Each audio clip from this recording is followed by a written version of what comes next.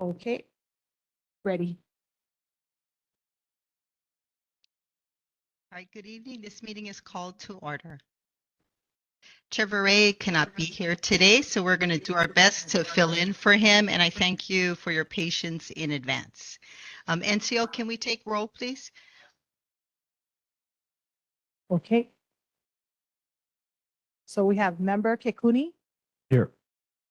member Awang, Here. member Lee, member Miyazano, member Smith, member Takeuchi, member Velasco. Here. And is there any member Mesta online? Here. Okay, thank you. And then Chair Ray is not here at the moment. Thank you. And I'm here. Oh, yes, of course. Member Vice Chair Thank Dorian, you. thank you so much for reminding me. No worries. Thank you. Board Member Mesa? Just before we begin, please join us for a moment of silence for Maui residents, their families, and those who lost their lives in the recent fires.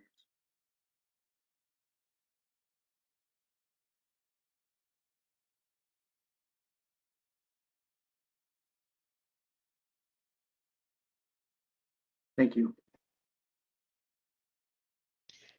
Thank you. First item on the agenda, Honolulu Fire Department. Are they here today?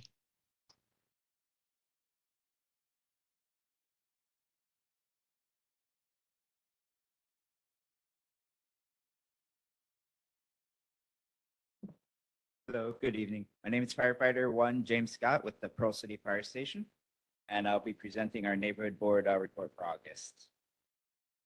The statistics provided represent our confirmed number of incidents in the board's geographical area from the previous month. And if you have any questions, please email the Community Relations Office. For July, we had 3 structure fires, 2 wildland/brush fires, 2 nuisance fires, 0 cooking fires, and 7 activated alarms that had no fire. For nuisance fires, that include rubbish fires outside the structure. For other emergencies, we had 134 medical emergencies, 4 motor vehicle collisions, none of them involved a pedestrian, 1 mountain rescue, and 1 hazmat incident. For our fire safety tip, we're going to talk about fire and fall prevention to help ensure the safety of our steam buildings. Implementing prevention and preparedness practices will promote independence and reduce frequency of injury or death from home fire or falls. Stay in the kitchen when frying food and cooking on the stovetop. Keep a lid nearby, so if a pan of food does catch fire, slide the lid over it and turn off your burner. Remember, the stovetop and oven are not to be used for storage. Ensure working smoke alarms are installed properly. Bed shaker and strobe alarms are available for hearing and visually impaired occupants. Plan your escape from fire based on your abilities. Keep your exit routes clear, ensure your windows and doors open easily, and practice your escape. When your fire alarm sounds, get outside and stay outside. Call 911 from your safe meeting place using a mobile phone.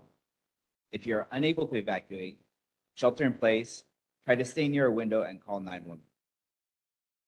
We recommend exercise regularly to build strength and improve coordination and balance to prevent falls.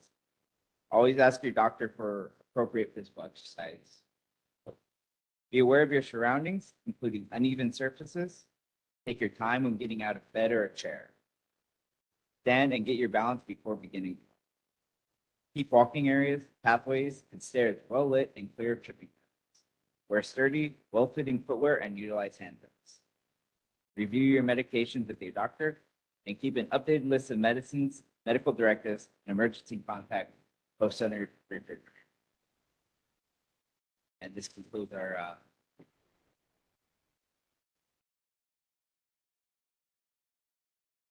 Any questions?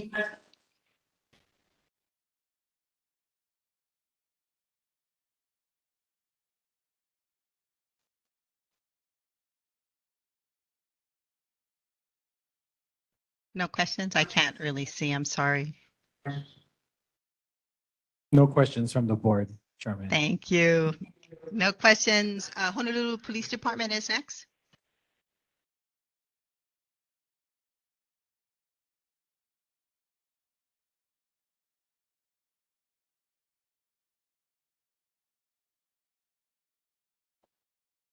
Is the Honolulu Police Department there? Not here on premises, no. But Okay. a lot of times they're online. Are they not online? No. All right, moving on to public testimony and comments.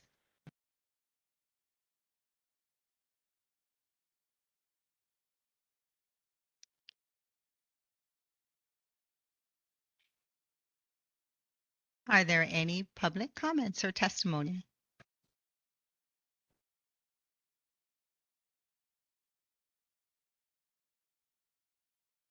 We have one coming, Chairman.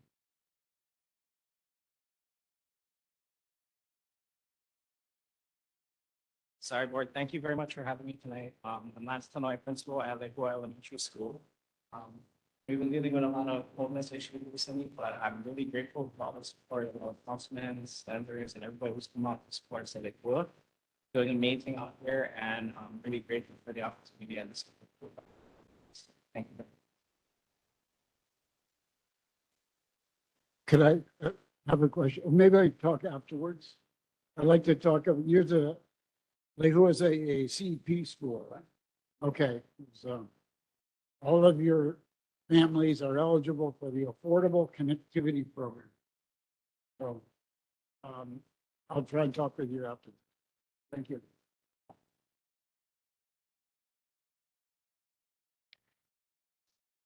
Any other public comments?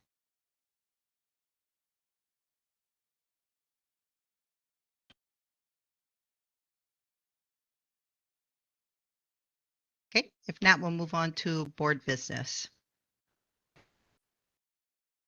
Normally the chair would pass on this item to me, but so I'm just going to ask for a little bit leeway. Item A is requesting the board approve a letter to submit testimony in support of Council Resolution 2361, which is just in the beginning phases for a charter amendment that would, if passed in the next election, would empower neighborhood boards like ours to actually identify and maybe even appropriate funds for actual CIP projects. And this is something that our board has worked hard on in the last several years. And if you have, I think we sent out a reso so everybody can look at this at the city council. And it's probably a big step to empowering boards and part of their original mission. So can I have a motion? Madam Chair. Board Member Lee, I so move. Second, Dion. Any discussion?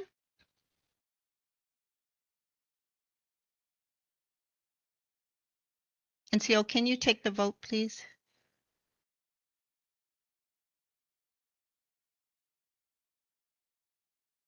All right, so this motion is for requesting board approval to provide testimony in support of City Council Resolution 23-61, initialing amendments to the revised charter of the City and County of Honolulu 1973, amended in 2017 as amended relating to community-based capital improvement projects. Is that correct?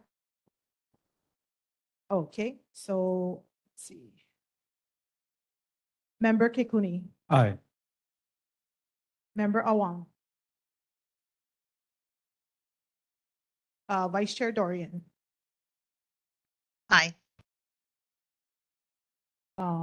Member Lee. Member Mesta, Aye. Member Zono, sorry. Member Smith. Member Takeuchi. Member Velasco. Okay. And is member Inoue here? Member Inoue. Okay, so that's 9 yeses, 0 no, and 0 abstain, so it passes. Thank you. The next item is approving committees and membership. Because the Chair Viray is not here, he had an emergency. We're just going to approve, if the board agrees, on just the list of committees. I think everybody got a copy of the committees. So we're just going to approve the committees, and he asks if it's okay with the board that we discuss actual membership next meeting, and that would give you more time to think about where everybody wants to serve. So can I have a motion to just approve the committee structure as circulated? Madam Chair. Member Lee, I so move. Second, please. Member Smith seconds. Thank you. Are there any objections? Okay, thank you.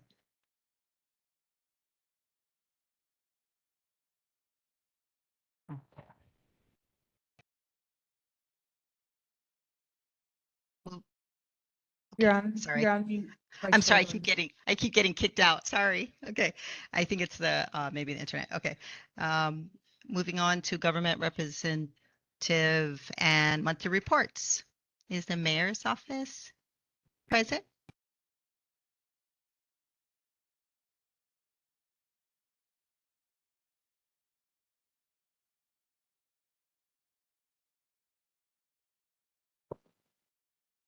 Good evening, Board. Gene Albano, recently confirmed Director, Department of Facility Maintenance. This month's highlights: protecting our paradise. Earlier this summer, City entered into an agreement with Nat Levi Security to provide a specialized security team to enhance public safety efforts along Trujillo Beach. These additional efforts, combined with continued success in the Safe and Sound program, are creating friendlier, safer, and more secure Waikiki for both visitors and visitors. Mayor wanted to announce team hire with Data Holyfield, becoming Director of the Department of Enterprise Services. Data spent past 9 years as general manager of local radio stations owned and operated by Salem Media Group.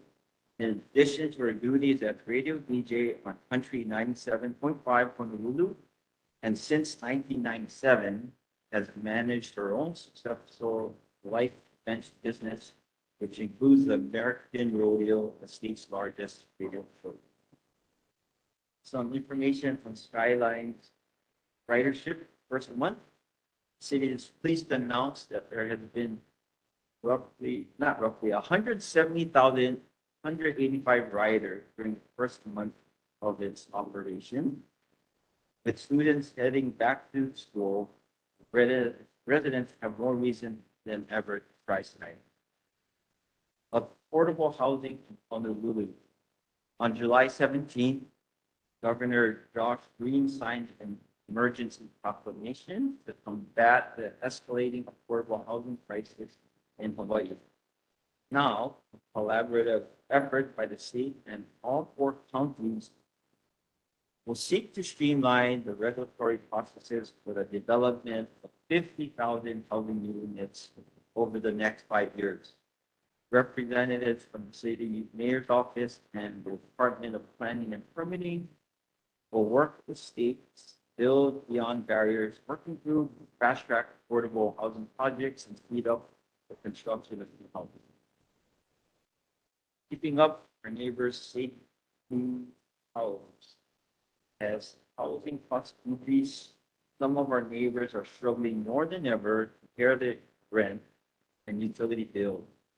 To reach these households, 8 community events for the rental and utility relief program were held this summer along with its partners. These events were part of the group's temporary reopening this summer, funded with 25 million in state and local fiscal recovery funds. More than 600 Oahu families applied for short-term rent and utility help at these events. The group has helped more than 18,000 families stay safe out during and after the pandemic. The Department of Fiscal Services Real Property Tax Division wants to let homeowners know about the Real Property Tax Credit Program and the action the City Council took to increase the income limit for this program from 60,000 to 80,000. This $20,000 increase allows a large number of homeowners to apply for this credit who had incomes over the previous $1,000.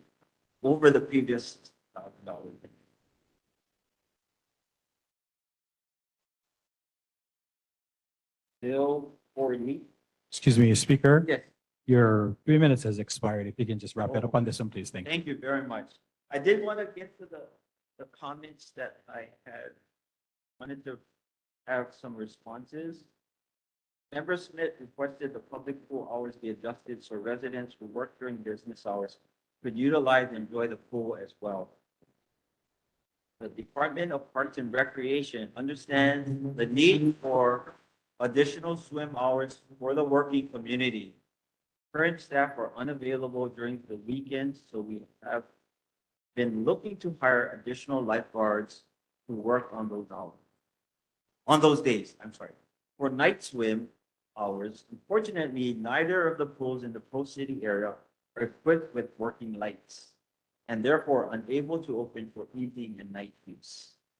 We appreciate your patience, and if anyone is interested in working, please contact our district office at 808-768-6947. The other issue that came up last month was from member Awong requesting BTS to reinstate bus number 73 route to ensure district school students have a way to school in lieu of state DOE discontinuing their bus service.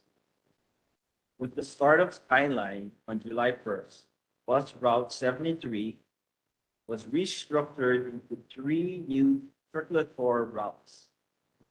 Bus service was discontinued to the Pro City Cultural Center and Leeward Community College. The 3 new circulator routes do not follow the exact alignment for Route 73, but they do serve the same general area, including both public schools with modified routing for the Waiawa Pro Skyline Station. These routes provide two-way service and operate 7 days a week, unlike Route 73 that operated only on weekdays along a one-way route.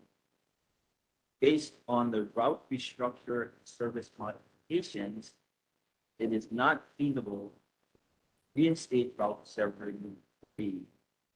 The following summarizes the restructure of Route 73 into the 3 new routes. Route 531, Manana through Pearl Highlands, replaces Route 73 service in the Puhala Street Upper Pro City areas, including Pro City High School, and expanded service through the Manana community, including Manana Elementary School. Route 532, Momilani Pro Highlands, replaces Route 73 service in the Upper Pro City Momilani Pro Highlands communities, including Pro Highland Intermediate, Pro City High School. Route 535, Pro City Peninsula Pro Highlands, replaces Route 73 in the Pro City Peninsula Lehua Avenue community, including Lehua Elementary School. Routes 531 and 532 are interlined and operated with one bus. Therefore, transferring buses is not needed. Route 531 provides two-way service through Puhala Street, Manana areas, between the Waialawa Skyline Station and Upper Pro City High School. Route 532 provides two-way service between the Waialawa Skyline Station, Upper Pro City High School through the Momilani community, accessing Pro Highland Community School. DTX is aware of the issues caused by cancellation of the DOE school bus service, continues to monitor the bus service for Pro City High School. To date, extra school shifts have been added to the bus afternoon service to accommodate Pro City High School students while the bus morning service has not been. So that's the mayor's report. If there are any questions, issues, I'm hoping to hear.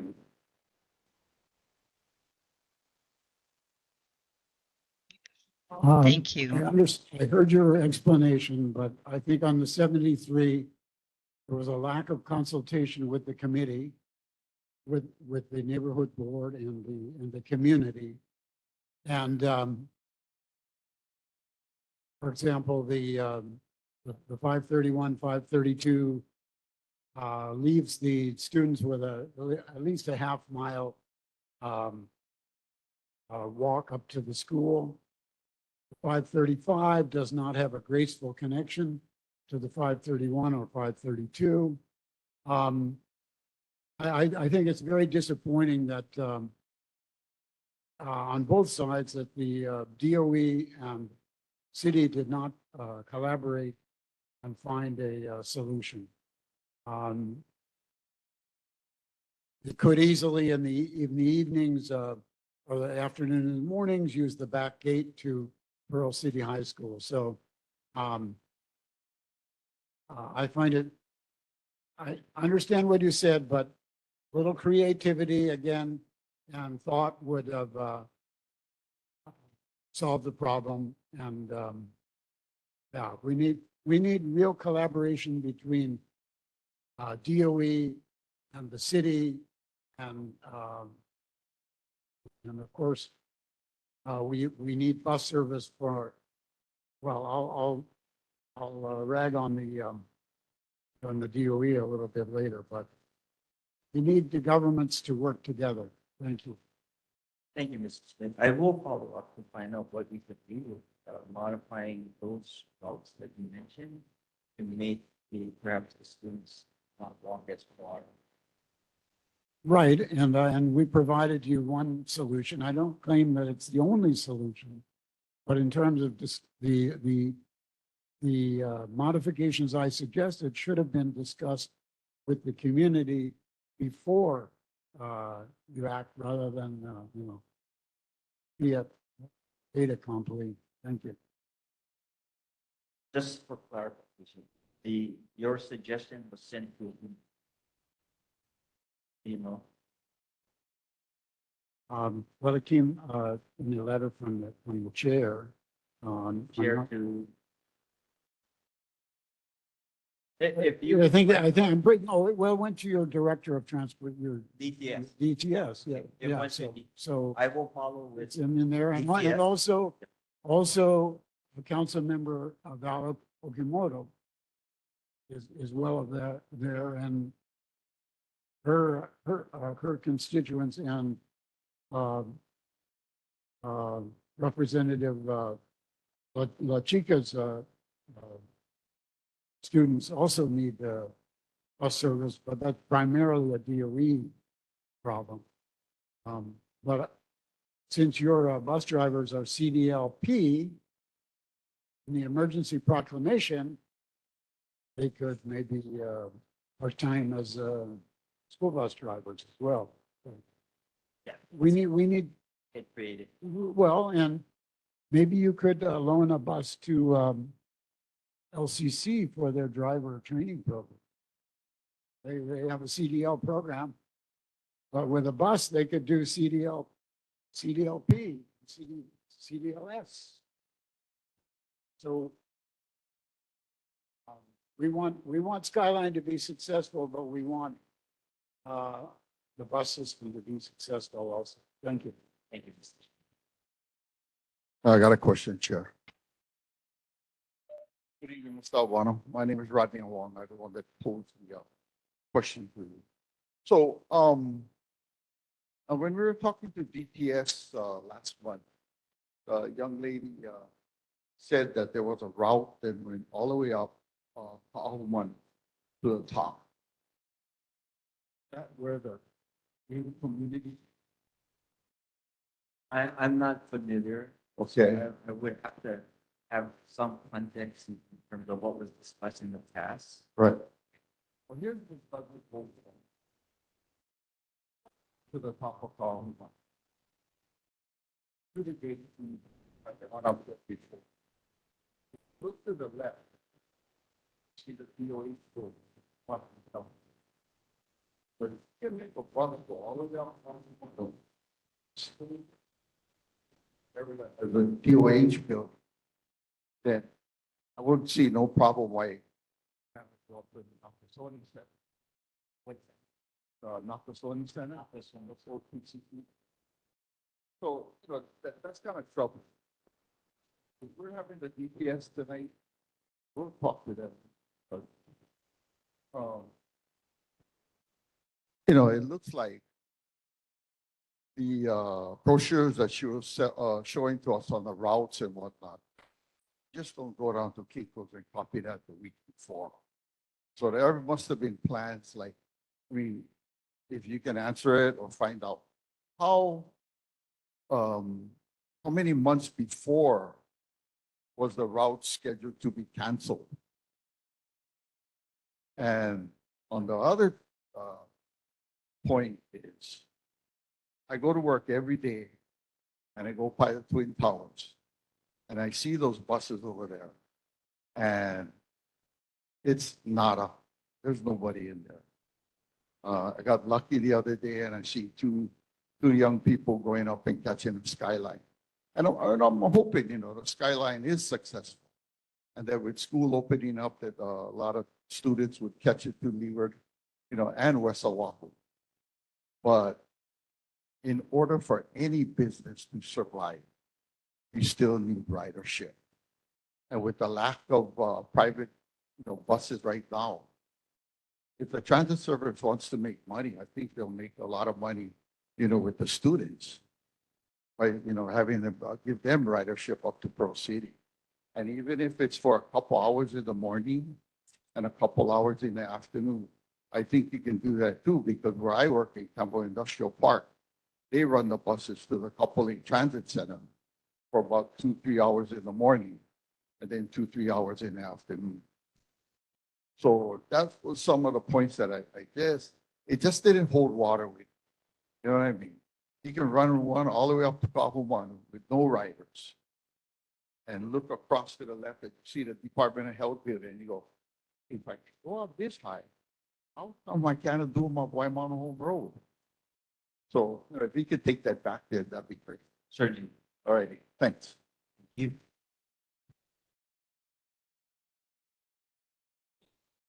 Thank you. Yep. Well, thank you, everyone. Have a good evening. Councilmember Okimoto. Real quick before you start, just wanted to remind all speakers, you have a 3-minute limit. Comments are after that, that's totally fine, but when the alarm goes off, you should wrap up your comments. Thank you. Good evening, Vice Chair Doran, members of the board. My name is Jamie Shadell from the Office of Councilmember Val Okimoto. Real quickly, Resolution 23161 that you just voted on this evening passed through the Executive Matters and Legal Affairs Committee. That will be at full council next month. Councilmember Okimoto introduced Bill 48 on August 9th, 2023, which proposes a property tax assessment cap for kupuna aged 65 years or older at 2% per year. So quick explanation of that is if your assessment goes up 10, 15%, it goes down to 2% instead of that higher amount. Our office submitted requests to the administration for brush clearance at both district parks. and to clear the canal that runs parallel to Ho'olehua and Ho'ai streets from the high school down to south. Uh, I know I'm going to be questioned about BTS and the bus route service, so I'm just going to end my report there and take your questions. Any And questions?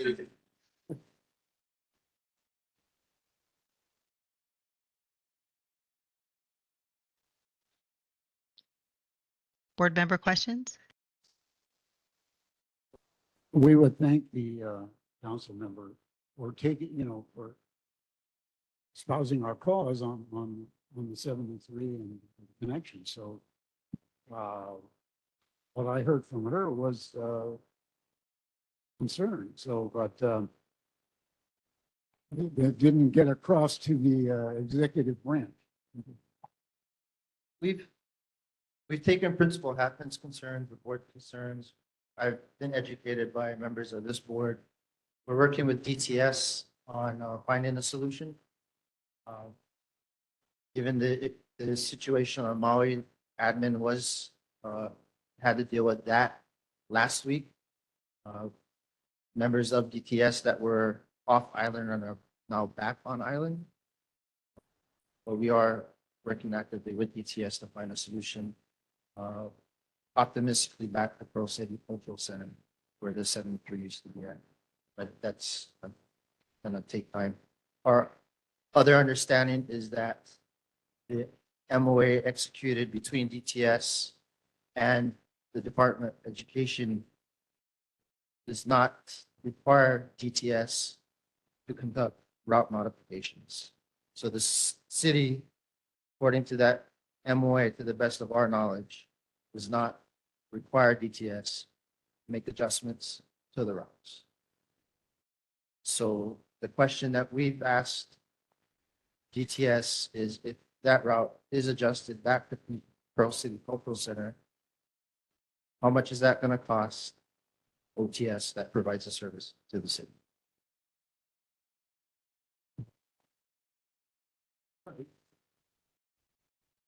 But these agreements are things that can be modified, not, we don't just say that this is cast in stone.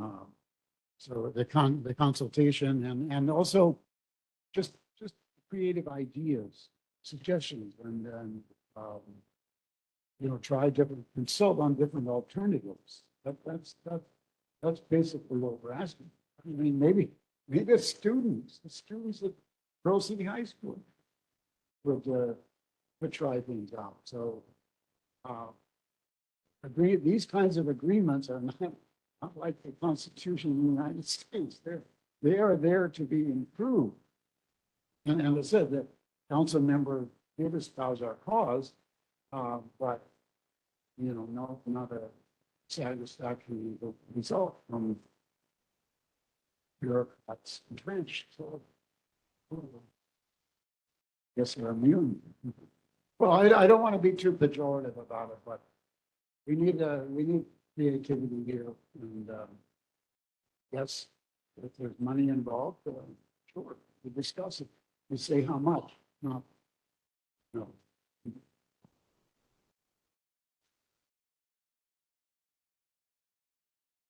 Any other discussion? Yeah, I got a question. This is Shadell. More. So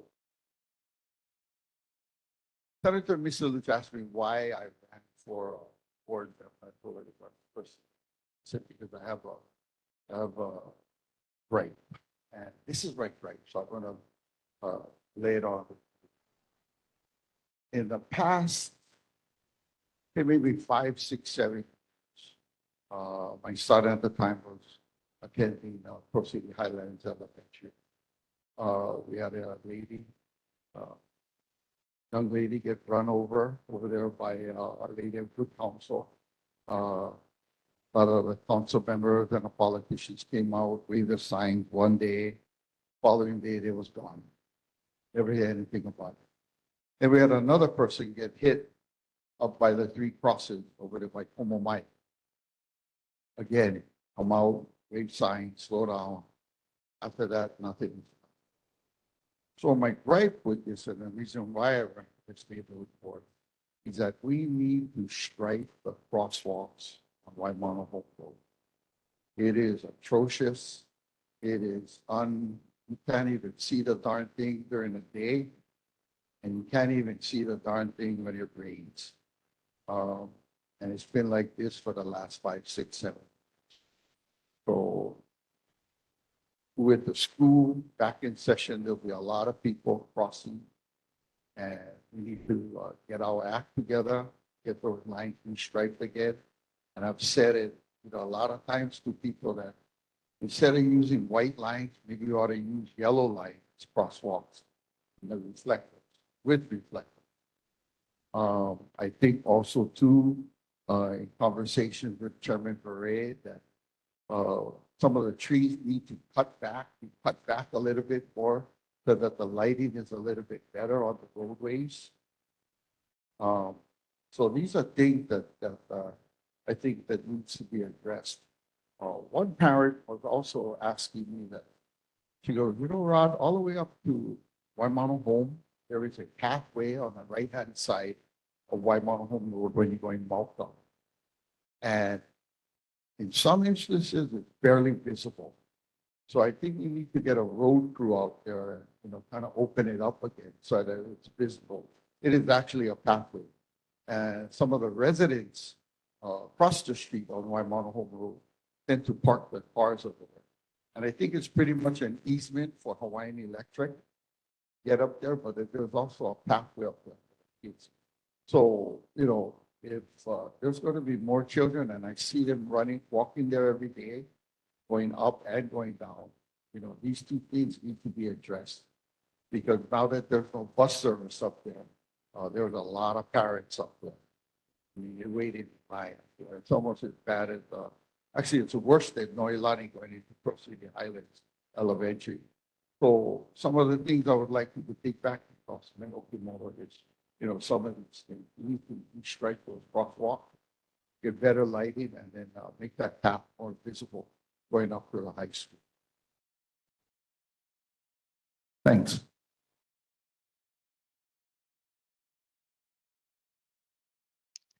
Right, thank you.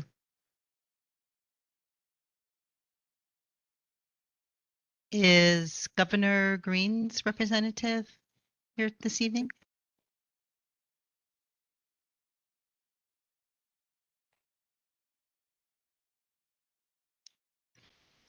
District 15, Senator Wakai.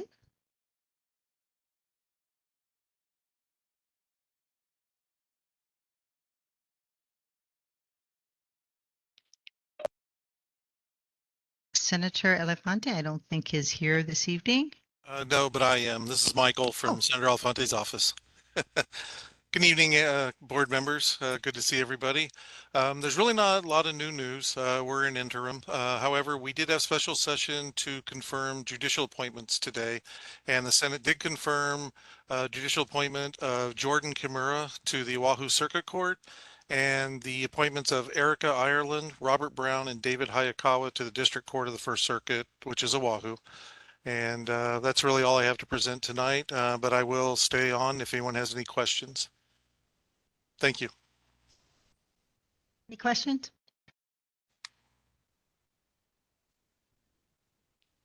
Thank you. Aloha, thank you. Senator Aquino.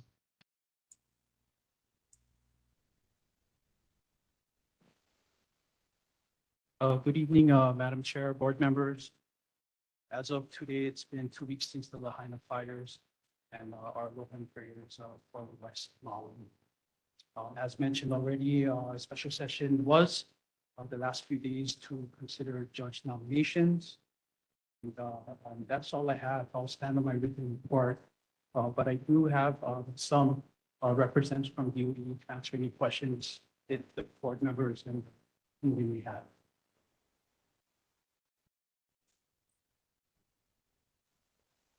I'd like to introduce DOE Assistant Superintendent Randy Naka, as well as the CAS for the Pro City Waipahu Complex, which are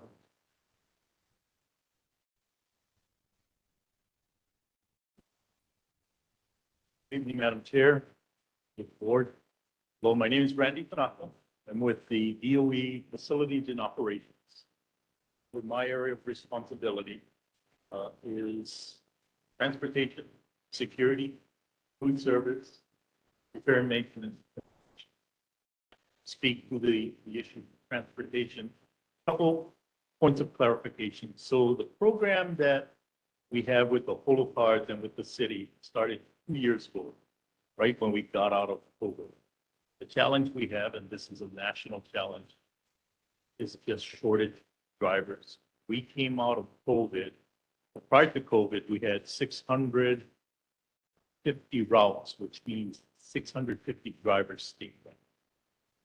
When we restarted school, we were short about 150, 500 drivers. We were short to start with.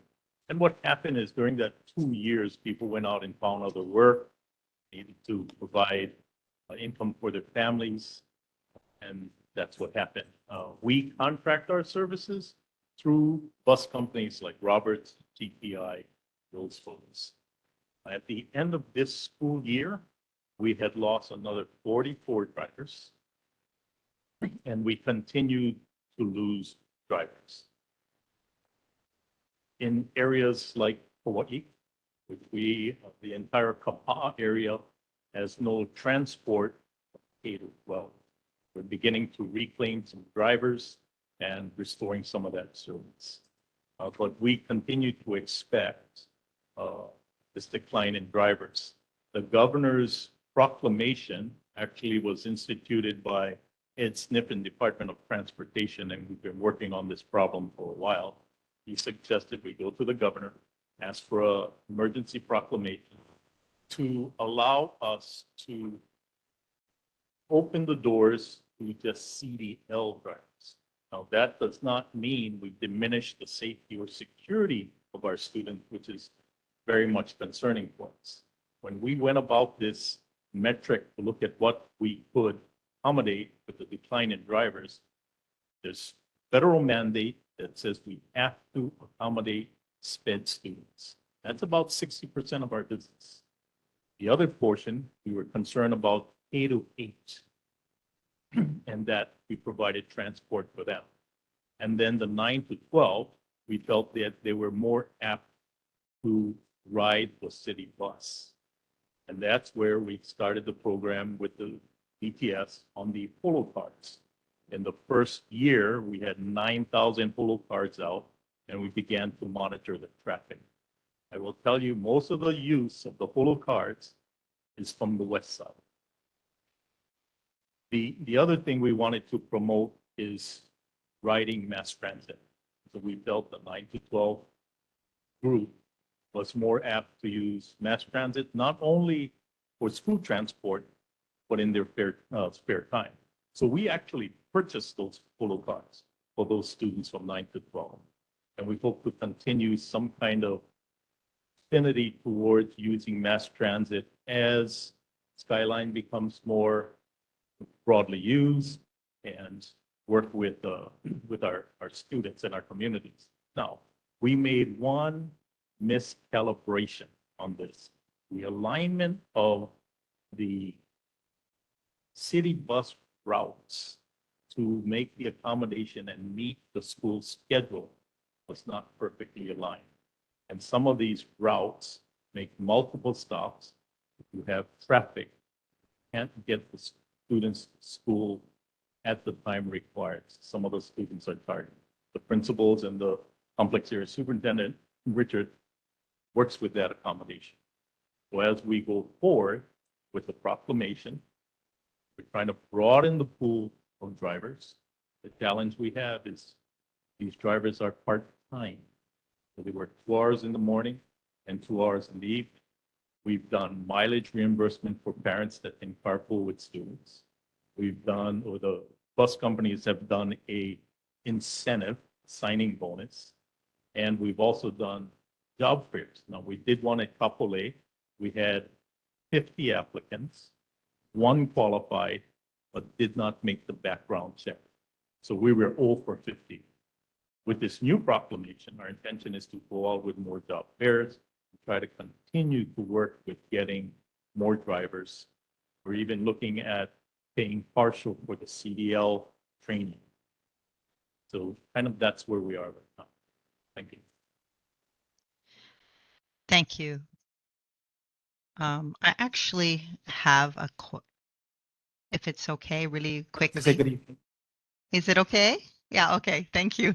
I want to say thank you for the emergency proclamation. That is much more than has happened in the last couple of years. And you know, you're an expert at this, but this board has looked at school buses for a long time, and CDL shortages or driver shortages, not really new. It's just worse now. But throughout the nation, everybody kind of has the same contract, yeah, and that really doesn't appeal to drivers who can actually go out there and make a lot more money when they're licensed. So we do appreciate Mr. Sniffen and Heido and the governor for putting forth this declaration. I just wanted to say two things. One, school buses is actually the largest mass transit program in the U.S., so school buses do count as mass transit.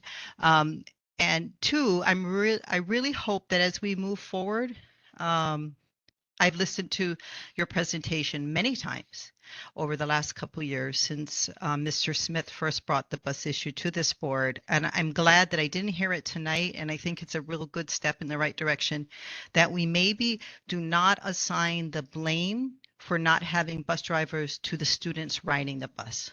Because I have heard behavior being cited. And actually, this is because it's a contracted service, it's privatized, it's really economics. It's really about money, whether it's worth the money to drive 3 hours and 3 hours. So we really hope that you will make more strides to finding solutions. I just have one request. Could we find out maybe in the next couple of months how many bus routes Heido had, say, 15 years ago compared to now, so that we can just have some stats? Thank you. Are there any other questions? Yeah, Ran. So, you know, you guys brought out the holo card, which is great. So, you know, in order to get the students to use these holo cards, we got to provide them with the routes. So hopefully in the near future, the DOE, you know, and the mass transit line could work together because, and I'm going to talk to that lady when she gets over from DPS, because what constitutes a dead route? Is a lack of ridership, you know, because, and definitely I would like to see what the ridership numbers are on those routes that support the skyline. Because, you know, if it's dismal, then why are we doing it? You know, we could probably make more money and make use of those holo cards that you guys handed out. I mean, my boy is one of them, you know. So, and then a traffic jam up there is nasty. So I hope in the future, and like what you guys did, you provided them with something that they can use. So now if we can use it, that'd be a way better. So I think I talked to, and I sent an email to Larry Barre that, you know, if we could use the rail station as a pickup point for the students at Pearl City High School and maybe Highlands and the other ones, and, you know, supply a route for them. Drop them off over here, drop them off up there. So 3 points, you know what I mean? You know, Highlands and then high school. And tell you what, then at that time, those holo cards would start racking up the points, you know? So hopefully, you know, maybe we work together and figure this thing out, you know? You know, what you're saying is music to my ears, because we looked at what Kamehameha Schools does with their transportation, and they have a centralized pickup point. Parents bring their kids. Miley Beach Park is a classic example. Then it's a straight shot to school. We lose time when the buses have to go to the community and pick up. And that kind of compresses our chance to get the kids to school. So that's that point to point. But now there's a federal restriction that says it has to be a school bus yellow if we drop it off on campus. So we're working with DPS to try to drop them off, and, you know, they have bus stops closer to the campus than Pearl City, the classic moment, that if we can drop them closer to school and not on school, then we're not so constrained by the yellow bus. Exactly, exactly. And you know, there's points over there where you can drop them off right across the street. Now, I've heard some comment from the Nakasone folks that, you know, they don't like the kids loitering over there because of, litter and sanitation and whatnot. But you know what? It's a stone's, the Nakasone Center is a stone's throw away from Pearl City High. And, you know, the security could be over there to monitor it, you know. As, to me, you know, we just got to work on this until such time is where we can, you know, alleviate this situation, you know, to where we can bring back some more drivers and make it more feasible to them to drive. But, you know, if we can work together and in all actuality, right? The mass transit is in it to make money, not to lose money. So if I got a driver that I'm paying to shuttle nobody, it's really worth it. So when we went into school, we're working with DPS now to look at what is called load factors. So if that load factor is marginal, then we got to revisit what that route is doing. So an example I'll use, we have a community closer to Mililani that we pick up and requesting us to provide a route to them, but it was 4 kids. That is not a practical approach. And so that's why the point to point may make no sense. We may have a pickup point at the Patsy Mink Park and bring your child there. We can bring, and we get better utilization of the equipment. We're looking at drop-offs, maybe we loop the bus twice, that thing. So we've explored quite a bit. Thank you. Apologize for talking too much, but thank you, Mr. Khan. Yeah, this kind of consultation with the community ideas is what we need. For example, just coordination of schedules. The old 73, if it had run 6 minutes later, they could transfer from the 53 to the 53 doesn't connect very well with the 531, but could be changed a few minutes and you could make its little group up. My original thing had to do with the fact that the Evans immediately go right past. Let's see it. People entry school students to ride on that bus. But we know that there are shared routes in Oahu. That's my homework. And I called up Maui, and said, we share routes. I said, of course we share routes. So we appreciate you coming as a DOE official here. So work on solution. Oh, thank you. And to your point, yes, we're going to introduce a shared route with preschools, with the elementary kids in the front of the bus, the middle school kids in the center of the bus, the high school kids in the back of the bus. So it's not an impossible task. So we just gotta work through it. Everyone's support is useful. Thank you. Right, and of course, the Representative Chica's constituents from what is it, Fort Ridge and Waipio Gentry, that seemingly would be a high priority group to restore. Good evening, Board. Just to give an update on that, we did talk about getting ideas out. My role as a complex care superintendent, directly working with the state superintendent. Some working teams quite hard work. With Sorry. that said, Can you get closer to the mic? Sorry, thank you. Yeah. With that said, the Fort Ridge community was looked at, and we are happy to share an update that we were able to restore. Because ridership was about a handful, and we were able to look at capacity of the bus. Thinking outside the box with myself, members from Assistant Commander Shop. We are on track to look at restoring pickup for the Fort Ridge students maximum.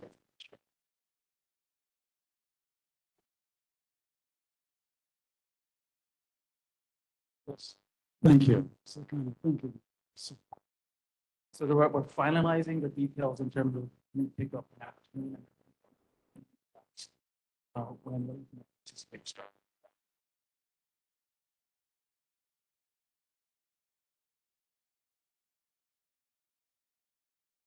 All right. If there are no more questions, Representative Takayama.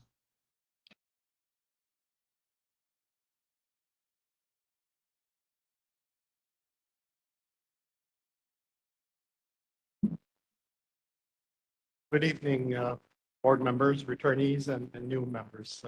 Congratulations.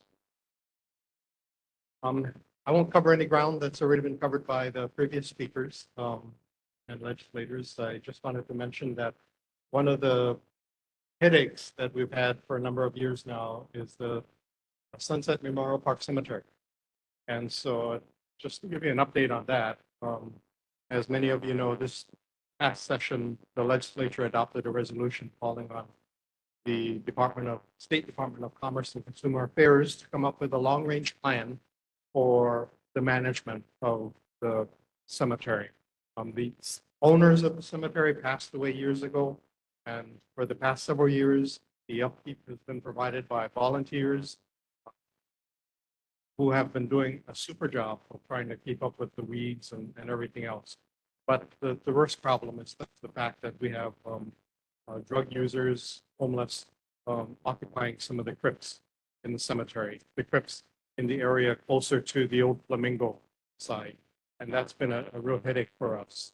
And the fact is, police cannot enforce the trespassing law without an owner to cite them for it.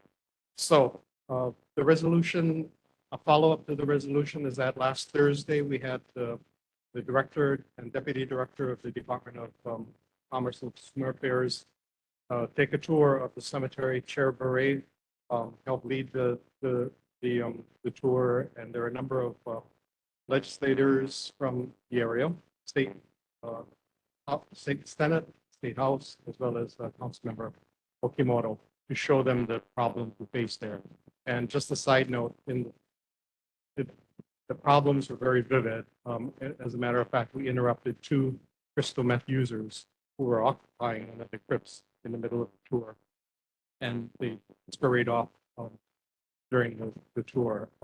So I think we showed very vividly what the problems are, and hopefully we'll come up with some solutions. Some of the possible solutions we talked about is having the state act as a trustee or a conservator in lieu of an owner for the cemetery. And that, in fact, would enable us to trespassers, perhaps get funding for a fence to secure the area, a whole bunch of it. So that's the update I have for you. I'm happy to answer any other questions.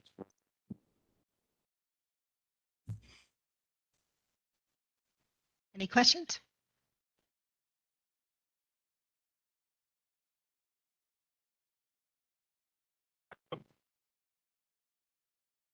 Thanks, Senator. Appreciate it. I know there's been some ground sinking on the property itself at Sunset. So on my way to work every day, they've been doing the infrastructure at Hoa PD down in Kapolei. So there is a big mound of dirt or soil over there that, you know, with the cooperation of some of the other legislatures from that area, that if we could get some of that stuff and, you know, spread it out along the surface of the cemetery, it would help them out from, but there was a lot of times where headstones were sinking, you know, graves were sinking and coming up, and, you know, we got to use these resources out there, and, you know, they're just piling it up. Right now, I think it's about 30 feet high. But we could grab some of that dirt, you know, the state or the city or whatever, spread it out over there. I think it'd help you out a bunch. You know, resoil the area and help them out. You know, work on the fencing and stuff after. And there was a gentleman here tonight from Lehua. Principal. Yeah, principal. Now, is your school totally fenced? But they still get in? Yeah, and you don't want to make it look like a prison, so it's not 6 feet high. I Very mentioned close. that one of the uh, goals we have with fencing is to stop people from illegally dumping trash there, because that's been another problem. Illegal trash dumping. So if we can fence it off, secure access to certain hours during the day and close it off at night, that would go a long way towards sealing off the illegal trash dumping that's been going on there. And I appreciate your suggestion for the dirt. Actually, if you've been to the cemetery recently, we have dirt. But the question is, where is it appropriate to fill in the graves when we're not certain where the actual remains may be? Not to go into too much detail, but okay, yeah. But yeah, it's thank you.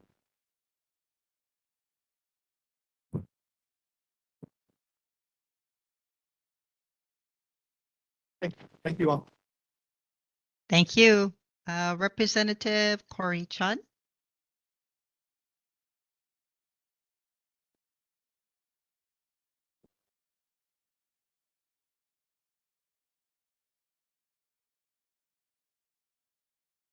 Good evening, board members, Sugar and thanks for having me, Corey Chun, House District 35. I just wanted to follow up on some issue from last month's meeting regarding the representative from the United Trinity Methodist Church on the Waiaba Wells. So I was able to reach out to community schools and the landowners, and I'm kind of figure out what the long-term solution for that is. And the short answer is this is going to be going on for a while. So right now, the DOD through the National Guard is testing the wells that are being used for drinking, not for agriculture. So that's one of the concerns that the folks there have. And the other issue too is because, and there's folks from Board of Water Supply who could probably better explain this because I'm not an expert, but the water actually moves underground, similar to what happened in Red Hill. So testing it today may not totally make the water clear going on into the future. So this basically is going to be something that's going to need a long-term solution where testing is going to need to happen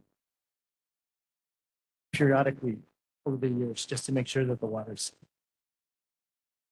And the other thing I wanted to mention is along with my colleagues in the House and the Senate and also the City Council, we're hosting a town hall next month. It's actually the day after the neighborhood board, the Pearl City Neighborhood Board meeting on September 27th, 6:30 to 8 p.m. at Pearl Ridge Elementary School.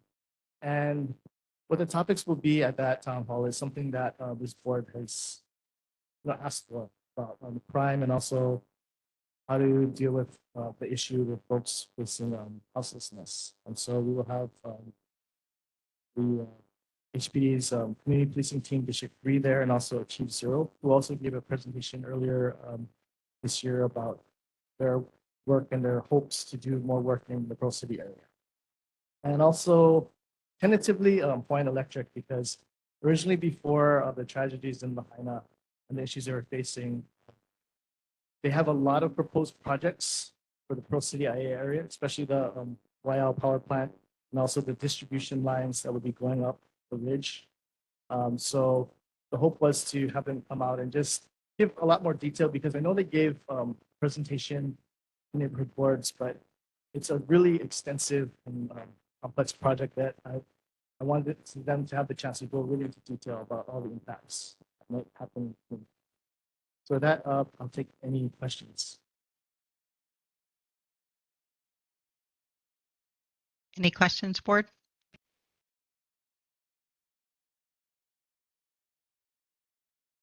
Thank you. Okay. Good evening. And we have Casey Abe here. We missed him earlier. Sorry. No problem, Vice Chair. You can see share my screen here. Okay, good evening, Vice Chair Duran and board members. Casey Abe from the State Department of Transportation Highways Division.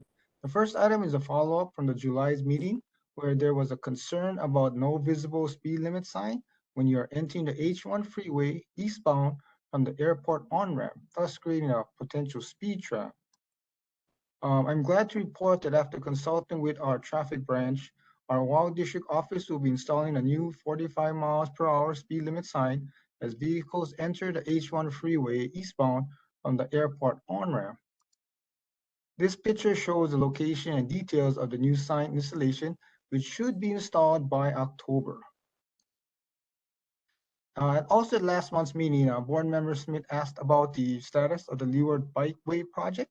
The project is approximately 75% complete, with a new tentative completion date of May 2024 due to the change order to the design of the Kapakahi and Waikele stream bridges from driven piles to micro piles due to the high risk of proximity of some underground fuel lines and overhead HECO high voltage lines.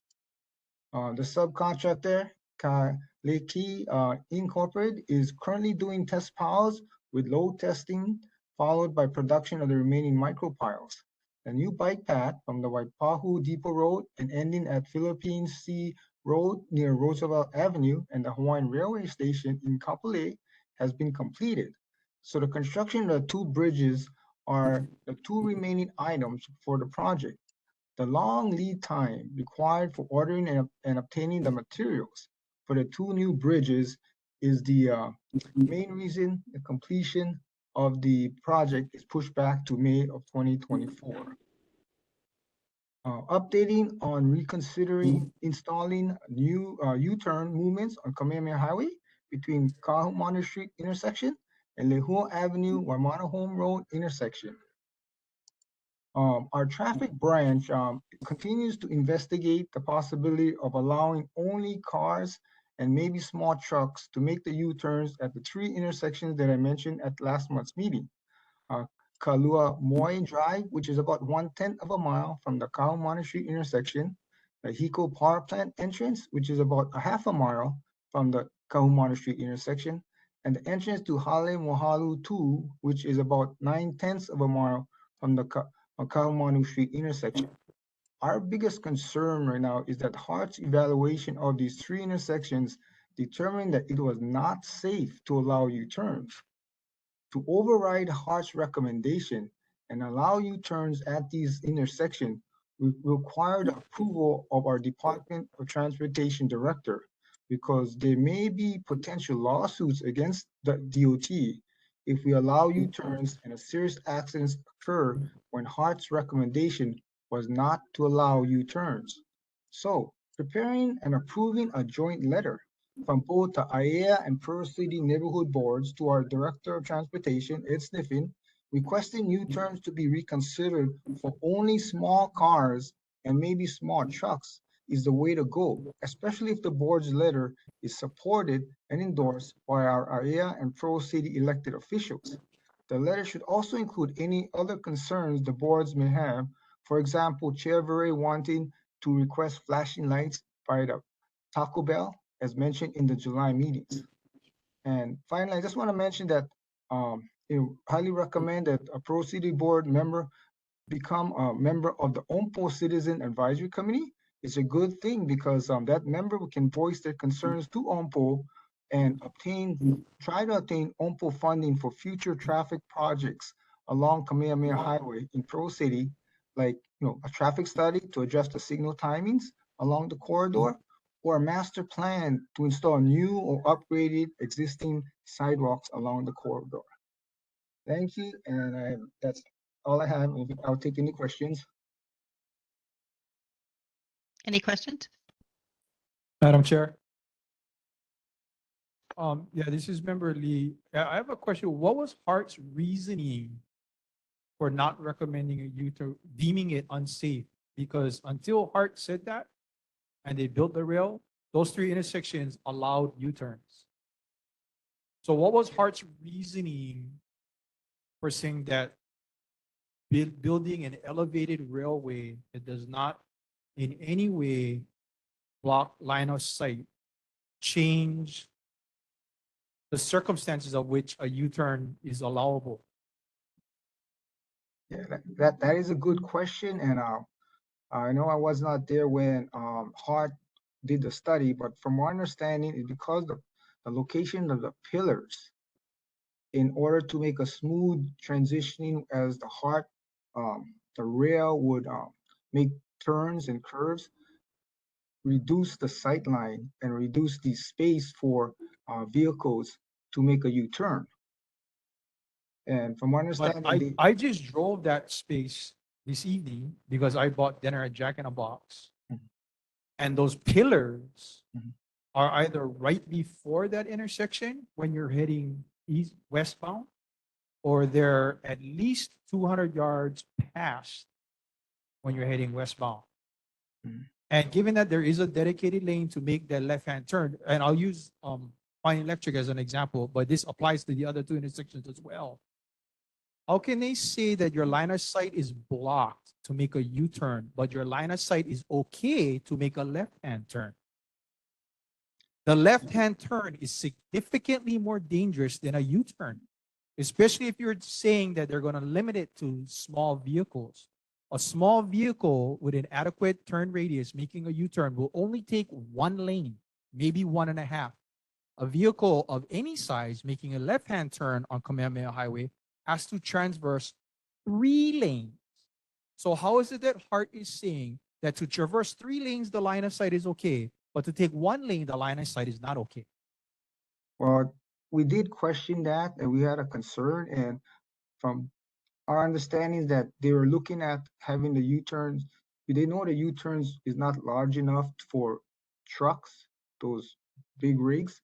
That's why we looking at it in this case for only small vehicles. And we did. Right, which is why I specifically cited small vehicles, because that's what Yeah. you said. That's right. So in this case here, I had an opportunity to go out in the field, and last month's presentation, I did show pictures of a small car, a Prius, making a U-turn at the Halemohalu's number 2 intersection. And that's why our traffic branch is looking into it, and we're discussing it with our director. But also at last month's meeting, Chair Bure introduced this letter that they're teaming up with the AIA Neighborhood Board and talking to my counterpart in traffic. That would be a good idea, because again, we're going counter to what the Hart's recommendation is. So that's why a letter from the board and endorsed by elected officials, hopefully our director will reconsider allowing only small vehicles to Oh yeah, so find a I compromise. was just trying to get some clarity on that, right? So if you want that letter, Yeah. I'm just trying to get clarity on what Hart's reasoning is for that, especially because Pine Electric trucks making that left-hand turn heading westbound on Kamehameha Highway are not small trucks. Yeah. They're massive trucks. And they traverse 3 lanes to make that left-hand turn. Was it? No. To make the eastbound lanes are 3. Yes. So if Hart feels it's safe for a commercial grade truck that you need a CDL license for to make a left-hand turn to traverse 3 lanes, why is it dangerous for any size vehicle to make a U-turn? What was Hart? I'm just trying to see clarity.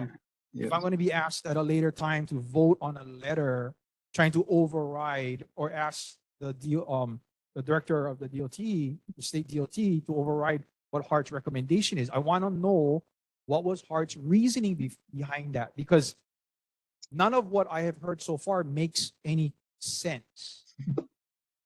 I can go back and ask my traffic branch if they have any past documentations on what kind of reasons that Hart gave for them to not allowing the U-turn. I mean, especially for small vehicles. Okay, yeah, I'd appreciate that. I'm sure the rest of the board would appreciate that as well. And when they give that response, and if their response is just because it's not safe, can we get some clarification as to why it's not safe? Because they are allowing a left-hand turn, but they are saying that a U-turn is not okay. When a left-hand turn takes significant more space and line of sight to safely make that turn than a U-turn does. Yeah. I guess from Thank you. Yeah. Okay. Any other questions? Yes, Madam Chair. Chair. So Ms. Abe, on the turnaround, the off-ramp for the, rail station, Pro City, I guess what I asked the last time is that why wasn't it, in use?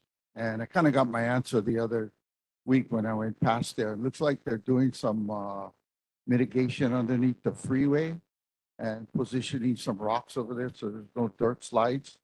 When is that going to be done? Where is this again?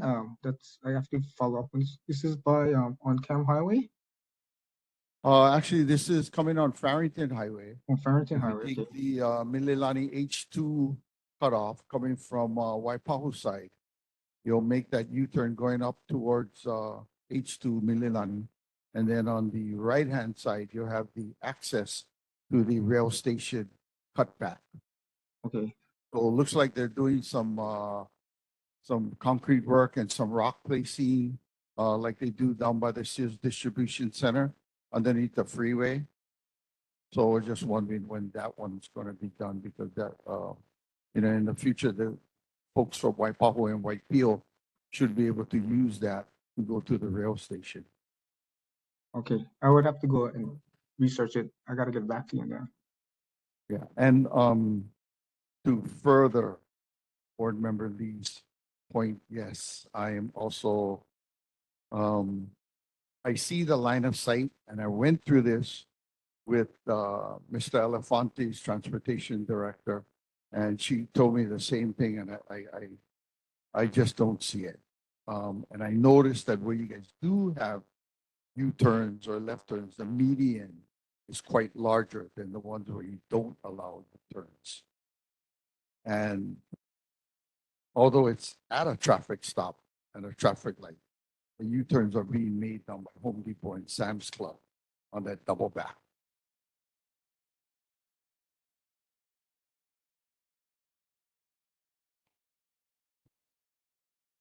That's all I got. Board Member Inoy. Casey. Yes. So, I remember I brought this up several years back where if you're making a left turn only, why not have the opposite right-hand turn? Like how they have from Waimana Home Road going on to Kamehameha Highway, right? Yeah. So if you're coming up from the Lehua side, if they begin a left turn, then, Anyway, I had asked if that can be done for Waimana Home Road and Komamai Drive because, when it's school time, say for example, like the 7:15 and 8:40, the line of cars back up all the way down towards Palisades. And I was shocked. I thought, oh, is there an accident? No, it's not an accident. It's just many cars wanting to make right turn and some making left turn, etc., like that. So, because the lane maybe about several hundred feet prior to that Waimana Home Road intersection is only one lane, yeah. So they said that I guess I'm not sure what their reasoning was, but they didn't go through it. Okay, so you're concerned about, you would like to see when they're making a left turn movement, the right turn is allowed to go. Correct. Okay. Yeah. Okay, I would So have to go it's- investigate that. Yeah, so they're making a left turn from Waimana Home Road onto Komamai. Yeah. And so if that left turn only is going, they should make Komamai onto Waimana Home Road right turn only. That signal, same like they have down the street on Kamehameha Highway and Waimana Home Road. Okay. I'll get back to you on that. I'll do. All right, thank you very much. Thank you. Representative La Chica.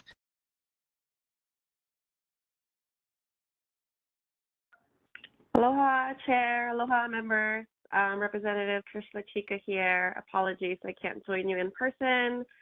I'll keep my update short. Just wanted to thank the board, Chair Veray, Vice Chair Duran, and other members who were able to attend our virtual meeting hosted the last couple of weeks on August 10th to talk about the Pearl City High School bus driver shortage issue. I thank Assistant Superintendent Tanaka for being there, as well as Principal Joe Halfman and Public Area Superintendent Rich Fajardo.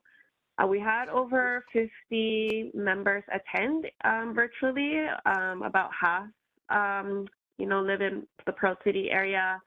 But really, a lot of the work is because the communities that I represent live furthest away from Pearl City High School. I did want to call out the Core Ridge community. So thank you to Board Member Smith for pointing out that, they do need the transportation the most. What we did hear and continue to hear is, I think the city bus, was I think it was a commendable approach, but because it hadn't been tested and it was never really designed to transport kids directly to school, it really is not an ideal solution. And so I appreciate hearing the update from DOE today on the different, creative ways that they're hoping to mitigate the situation, and appreciated hearing that there could be a bus route restored for Core Ridge. I know we're still waiting on the 150 kids from Waipio Gentry that attend Pearl City High School. Right now, I think the feedback we're getting from the community is just it's not ideal, but many of them have just given up riding the city bus just because of what it entails, especially on the commute ride home. And so they found other ways, but I feel like if the school bus service or the city bus service was improved, then more students would be able to utilize the service. So in the meantime, we're going to continue to work on this.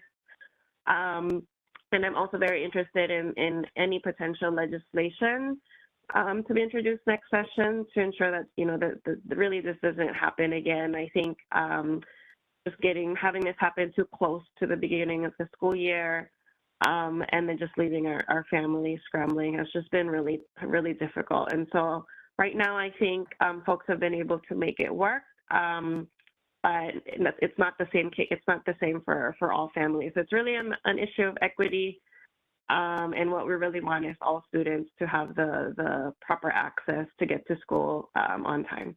So thanks again for the opportunity to host that event, and then please reach out if you have any suggestions or you just want to talk about the school bus issue more. I'm here. Thank you so much, Chair. Thank you, and thank you for hosting that meeting. Any questions? Yeah, I got one. So, Ms. La Chica, you guys would be able, you said you got 160 students that attend Pearl City High School. So probably the rail station would be a good pickup point for them to access. And I think that kickback from the Farrington Highway to H2 turnaround for the rail station, that would help you guys out a lot. And another thing kind of dawns on me, when I think about it, I know the routes and stuff like that, but wouldn't this be called an express bus to Pearl City High School?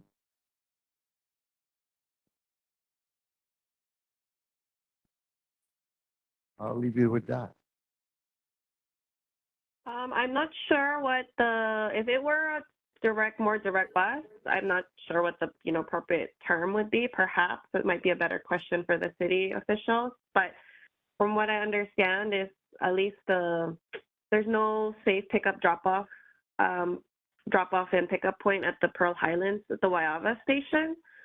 I'm not quite too sure about Waipahu or if that's easier for folks to get to. But yeah, any type of I think solution. I think everything is being considered, but what's being prioritized is really getting those routes back, just because how furthest away the communities are from getting onto the freeway and then getting back up Waimana Home Road.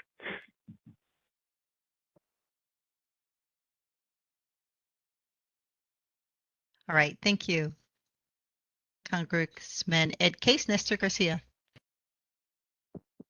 you, Madam Vice Chair, members of the board.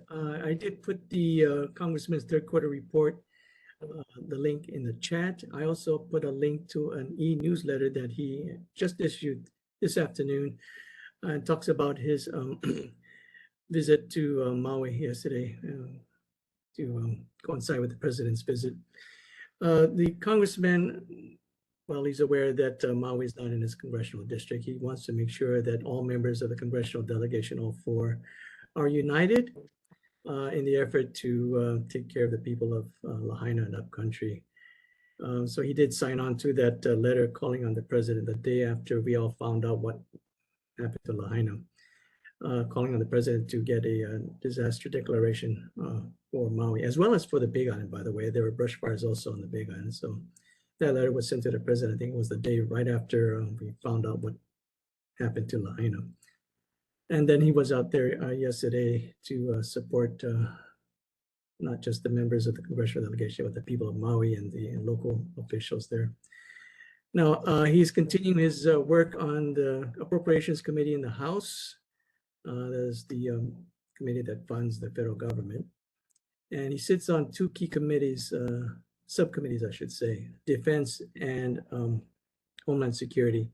That latter subcommittee is really important because that has jurisdiction over the Federal Emergency Management Agency, which is, as you know, taking the lead in helping to take care of the people of Maui.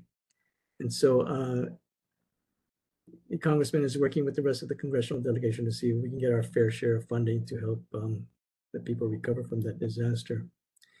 The appropriations measures have to be approved, obviously, before the beginning of the federal fiscal year on October 1st.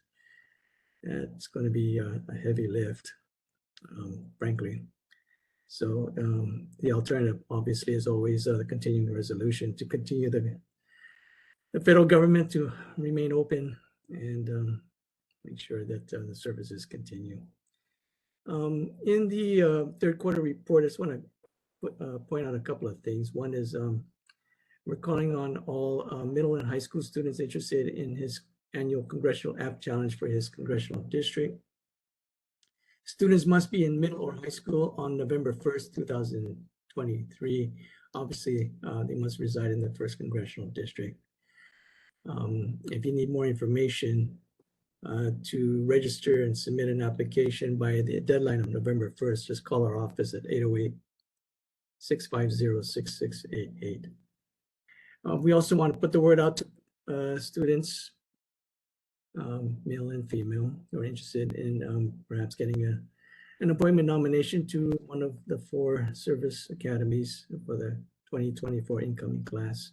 So we are accepting applications for that. Again, call our office at 808-650-6688 to see how you can secure an application.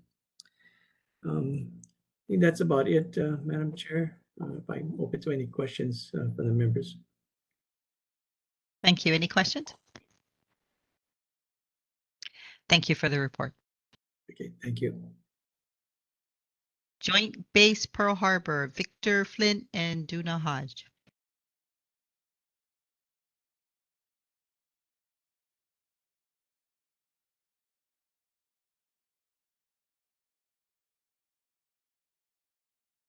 Hello, Chair. Here comes Duna, will be the first presenter. Chair, members of the board, aloha. Thanks so much for the opportunity to speak and give you some Red Hill updates. Really not a lot of new news.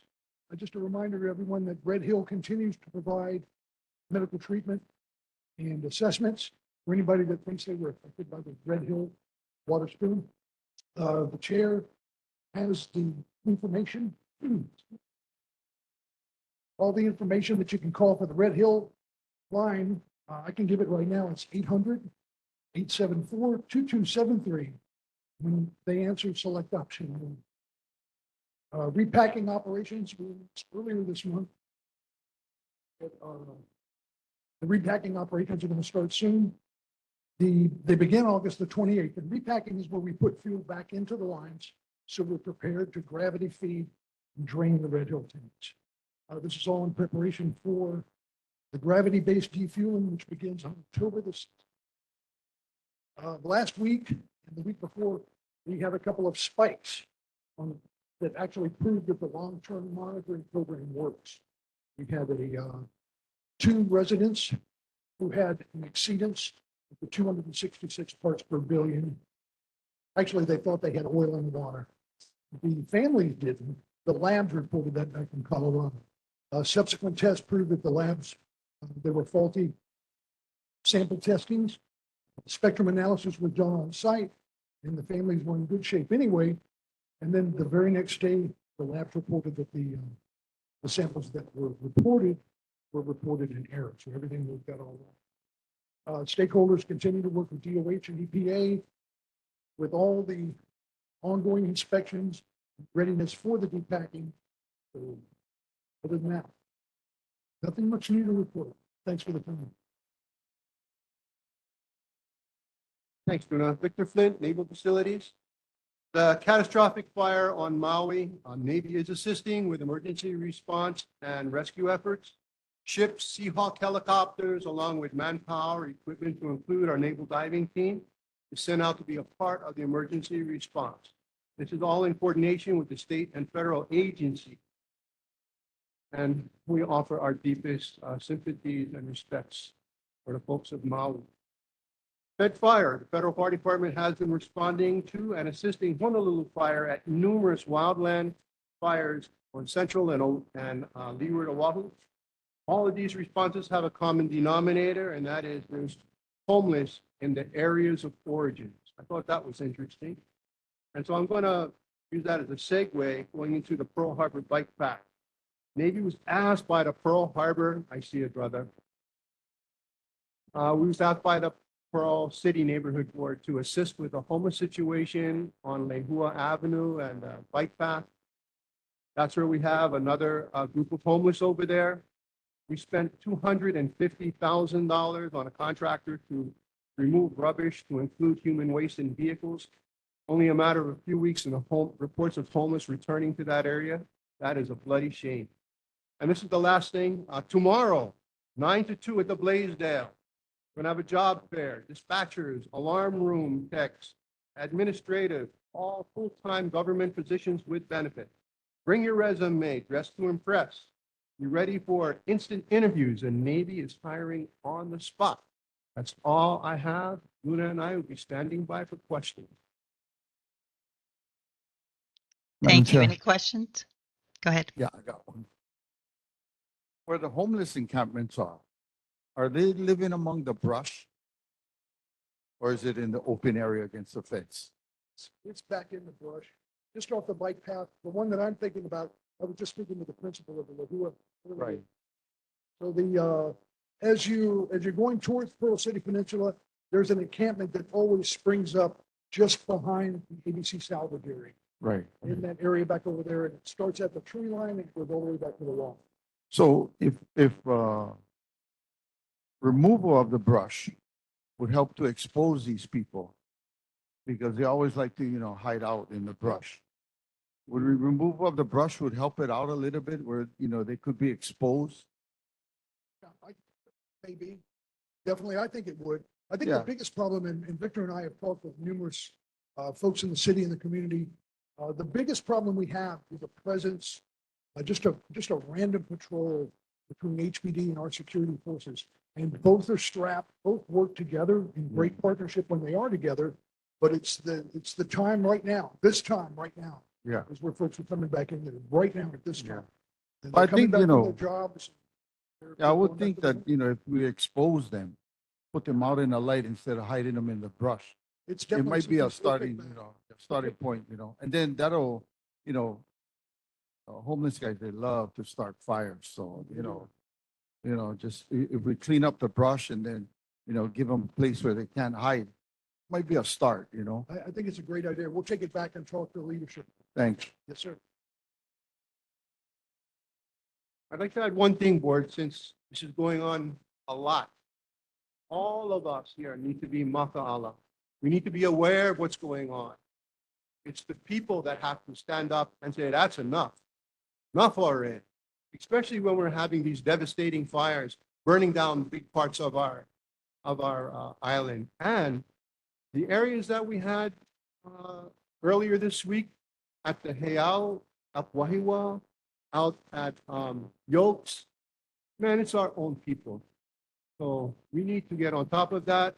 Imaka'ala, if you see something, don't stall. Call 911. Thank you. Appreciate it. Thank you. Leeward Community College.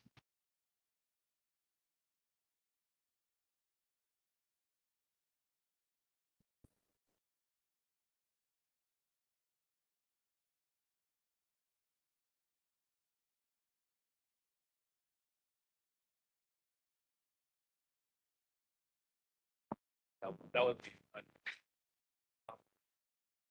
Aloha neighborhood board, members of the community. Thank you for the quick opportunity. I'll be really short. School started yesterday. We're really happy to see that about 50% of our students are back on campus. So it's a nice vibe. But I have a couple of announcements that usually the neighborhood board likes to hear about, some events that are going on. And I'm going to start briefly by saying that our Leeward Theater is celebrating its 50th anniversary this year. And as a result, we are going to be hosting a couple of events. The first one coming as early as September. I don't know why my screen is not forward. But, at any rate, a couple of these theater events are going to be really critical that we get the masses to support what we're doing. The arts are really big at Leeward Community College. I mentioned before that we opened our Ho'ikeakea Art Gallery that's open to the community, and it's bringing art from the Pacific and here in Hawaii, right here to Leeward Community College in Pearl City. I will say a couple of things regarding our enrollment. We're down just a little bit. And I'd be remiss to say, because I did mention it before it actually happened, those are some of the events that we'll be hosting for the season for the celebration of our 50th anniversary. So again, our Leeward Theater website is there. You could purchase tickets. And I will just end briefly. The Pearl is back in session. You could make your reservations through Open Table, and they open up on the 29th of this month. And I'm only saying that because as soon as it opens up, it sells out. So if you want to come and support and see what we're doing, really exciting things at Leeward, and happy to answer any questions. Yeah, Madam Chair, that one. So, Go ahead. with the start of the school session, has some of your students been catching the rail to come to school? So we have seen an increase in traffic through the rail. It's not great, but we do have some. In fact, what we're tracking through the college, students could buy the Holo Pass at a slightly discounted rate.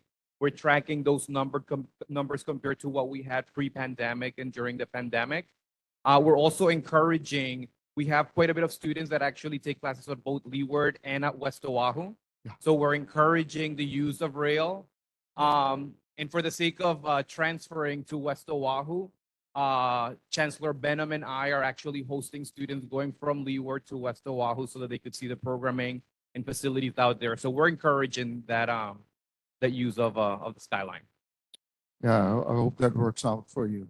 Then the other question is, when they were having the initial rail opening, I told my wife, I said, we ought to go to Leeward Community College. I said, nobody knows about that one. I said, I wonder if we can get into the parking lot because she works for the foundation, so she has a passport. You guys' parking lot is not open on the weekends or after hours. So not typically unless we're hosting events. And so, for example, this past weekend with the Waipahu Street Fest, we opened the lot so that folks could park there and take the rail to Waipahu. So we have an event we could coordinate, but typically we close some of the lots during the weekends and the odd hours. Great, great. So you said the Pearl was open, right? It's back in session, so reservations open on the 29th, and we'll have September, October, November, and a special event in December. So I've always asked this question to some of my friends, and I always said that university should, practice what they preach. So are any of the culinary schools like yourself in Kopilani going to be at the UH football games In what capacity? selling food? So not that I'm aware of at the very least for Leeward. But we are having more of the community presence on the culinary side. Mhm. And for some of you, you may be familiar with the presence that we're opening in Wahiwa with our value-added product development Right. center.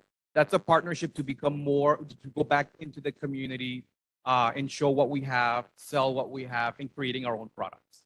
I think I'd like to see you at the UH football games. I'll take that into consideration. Practice what you preach.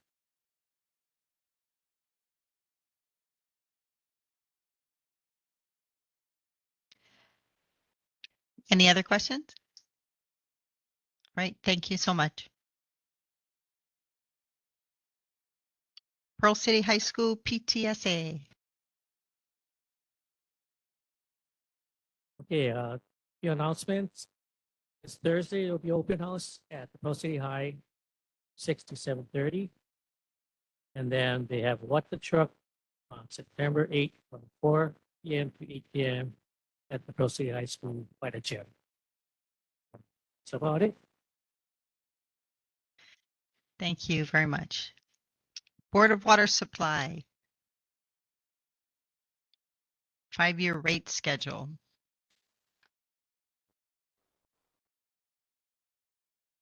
Okay, Chair, just to let you know, we are, because my computer is not working, we are actually using the Board of Water Supplies computer. So we are going to share from this computer that we're having WebEx with.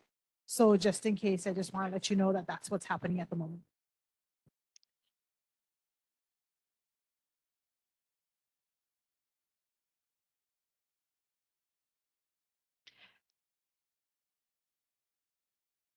Okay, while you set that up, it is almost 9 o'clock. So if you could keep it as succinct and short as possible, I'm sure all of the board members and myself and everybody would appreciate it. Thank you.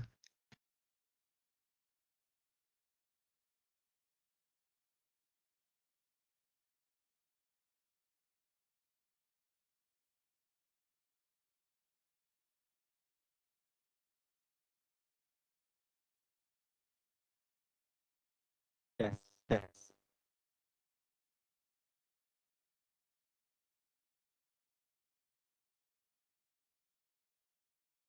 Testing. Okay, good evening, board members. My name is Jason Ikaido. I'm the program administrator for the Field Operations Division at the Board of Water Supply. I just want to give a brief overview of the board's proposed rate increases for the next 5.5 years. What was handed out to you before the board meeting were a couple of items. One is the entire presentation that we have on our proposed rate schedule. And another is a water matters, which is like a summary of our rate increases. So the board's mission is to provide safe, dependable, and affordable treatment to customers on the island of Oahu. The board is a semi-autonomous city agency, meaning we get no income or revenue from the city. We rely solely on our rates and our bonds to fund our operations and capital improvement programs, which include things like pipelines, maintenance, new reservoirs, new wells, new water supply. And so, like everyone else during the pandemic, the board also felt had challenges with its finances. Due to the high inflation, the board also lost its purchasing power with the higher than usual inflation increases. So what the board is proposing is in the next 5.5 years, we're proposing 6 rate increases starting in January 1st of 2024, and that will go through June 30th of 2029. And each of those rate increases is scheduled to be anywhere from 8% to 10% annually.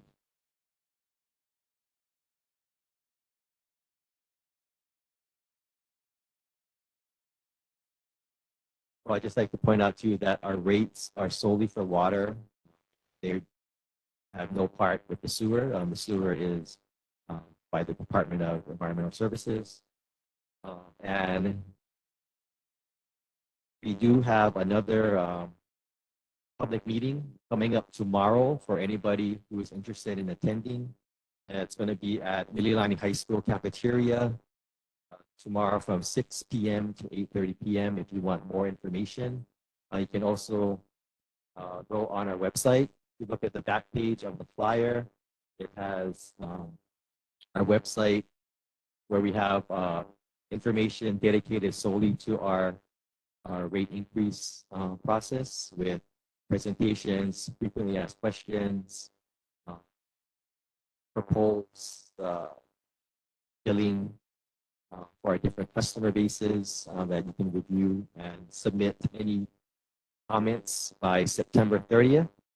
And we'll take those comments and present those to our board. We'll make ultimate decision on whether to implement proposed rates for starting on January 1st.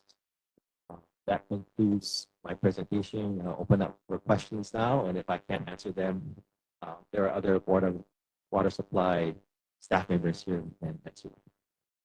So slide 8 looks to be the one that sticks out the most because all the lines kind of go to the right, and there's a green one that says energy costs. That's going straight up to the right-hand corner. So what type of mitigation is being utilized by the city or BWS specific to, like, you guys pay rack rates from HECO, or you guys have like a special municipal rate, or you're looking at working with KS and Waiava to do solar, or what I mean, that's a huge, that slide in and of itself, that's the main thing that's going. Right. So the board has decreased its energy supply use. We've had a couple of projects where we changed a lot of light fixtures to low energy light fixtures. And we also installed 3 megawatts worth of PV panels at various facilities in our system. But even with that, people's rates continue to increase, resulting in higher energy costs for us. So like, is there a plan to, the presentation is beautiful, the slides are really nice, but there's going to be a lot of upset people when you tell them that in aggregate over 5 years, their rate is going to increase by 50% from what it is right now. Right. 8 to 10% per year. And you can tell them it is what it is, but let's hope we have a better answer than that. Yes. Fortunately, our previous rates didn't keep up with inflation. Our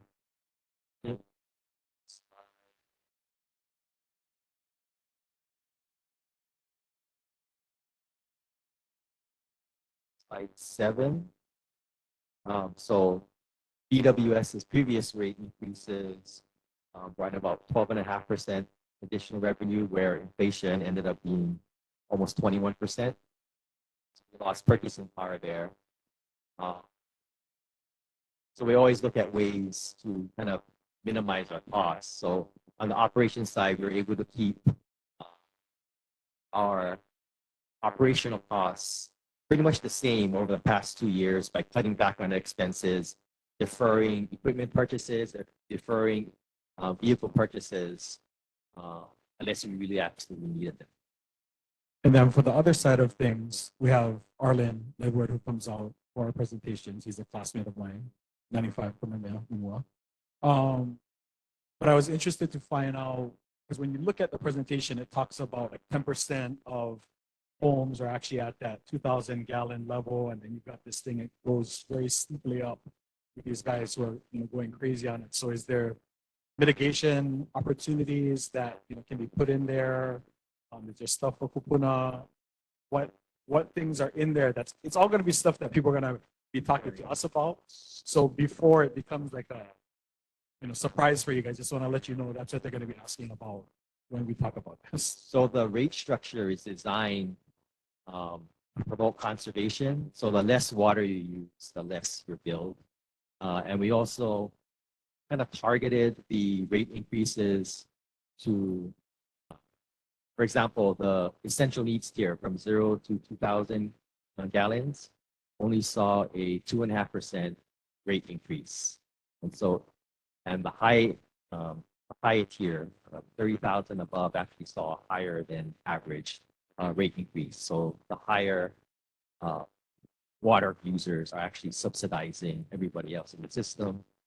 And we also have rebate programs to help out with Kapunas, which is kind of towards the end of the presentation, the slide. You'll see that there are programs that the board is developing to help our customers in need. Hi, I'm Kathleen Pahinui. I head up the communications office, and we're the ones that also do a lot of the conservation programs. And the other thing I just wanted to share with you, we have targeted the top water users. We work with Barry Usagawa, who's back there with Water Resources, and his team has pulled data. And we're actually calling and talking to these people. So we are doing everything we can to talk. And if you have any suggestions or ideas for us, we're all ears. But we've been actually doing this since we had the incident at Red Hill back in 2021. We've actually been doing a lot of this conservation, and I'm happy to say that we do regular reports to our board every month that Barry does. And our pumpage is still well below our 5-year average, and even last year. So people are doing a good job of conserving water. So thank you very much. I got a question for you folks. So I work down in Campbell Industrial Park. Whatever happened to the use or the looking into of that desalinization plant down there? Barry Usagawa, our program administrator for Yeah, Water and Resources, I can think what answer that question. another question of mine would be, would there, for like the high-end users, say like the golf courses and stuff like that, could it be a separation of potable and non-potable water? Right. Thanks for the question. In fact, we are pursuing seawater desalination plant at Campbell Industrial Park. We just awarded a contract. They're in the preliminary permitting and design phase. We're going to build a 1.7 million gallon plant. Probably by the end of 2026, will be online and serving just the Campbell Industrial Park. The water that we transfer from by Paul Bonilla to the park will be available for the rest of the code. And what is the possibility of that being expanded? You know, I could see, I could see Waianae High School and places like that, you know, benefiting from desalinization plants because of the, you know, sea level rise. But in climate change, drought is really going to impact aquifers. We expect aquifers to decrease. So because we have taken seawater and fresh water out of it, it's drought proof.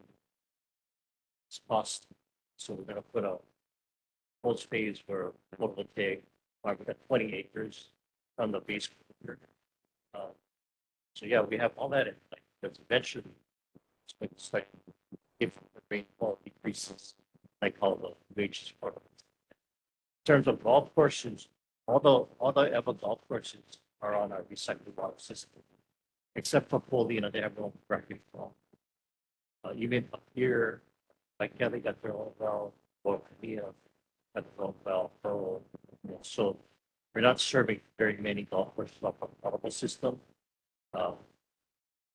But yeah, so they're going to be most impacted by golf courses that irrigate bubble impacted by the rain.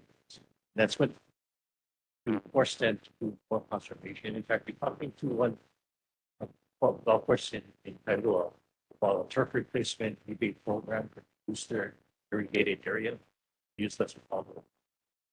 Our conservation program is called Water Sensible. It's on our website. So the way that the rates are structured is that if you basically say if you use less, pay less, and we have a toolbox for residential and commercial how to use less water, be more efficient. The community is doing a good job. All right, thank you. Is there a second part of this presentation?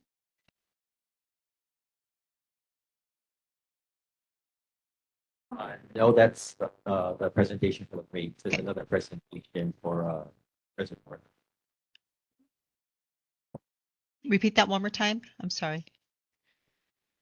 There's a second presentation for a reservoir project. Right. So you're gonna, are you ready to move forward with that now? For separate, I think there's somebody else with a question.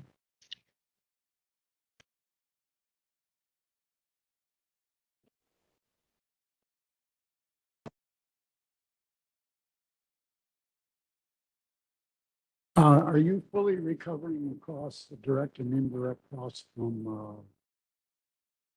for Red Hill from the federal government?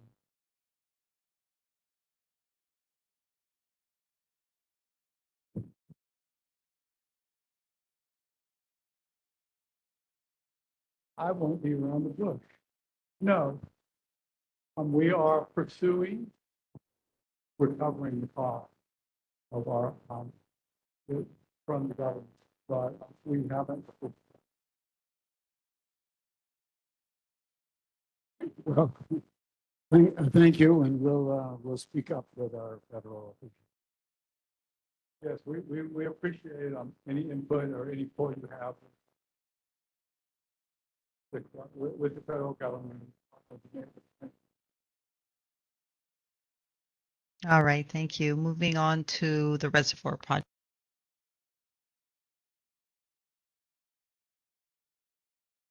Aloha, Chair Duran, and so much for your time and consideration. So my name is Jason Nakata. I'm with the Limtiaco Consulting Group. We're consultants with the Board of Water Supply, working with them on the environmental assessment for a reservoir project. Is the proposed Waiawa 228 reservoir facility project. This project's still in the early planning phases, so we're just going to give you a very high-level overview about the project.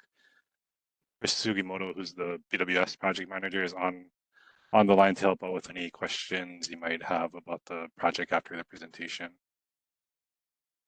So I'll go over a quick description about the project, starting with the project location. So the proposed reservoir facility is going to be in Waiawa, an undeveloped former agricultural land. The land is currently owned by Kamehameha Schools.